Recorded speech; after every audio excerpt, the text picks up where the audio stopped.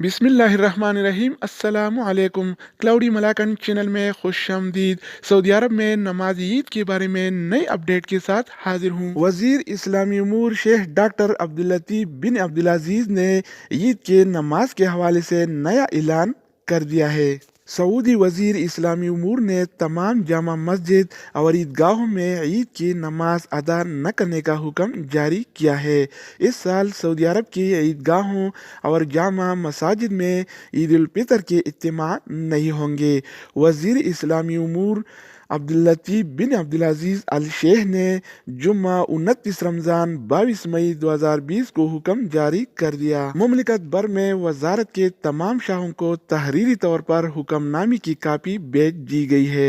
सबक वेबसाइट के मुताबिक वजीर इस्लामी उमूर ने हुक्मनामे में ताकीद की है कि तमाम मसाजिद के आइमा को बता दिया जाए कि इस साल कहीं भी किसी भी मस्जिद में ईद उल फितर का नमाज नहीं पढ़ाया जाएगा। अल शेख ने इससे कबल मुमलिकत के जामा मसाजिद और आम मसाजिद में पांचों वक्त की नमाजों और जुम्मा की नमाज पर आरजी पाबंदी का हुक्मनामा जारी किया था।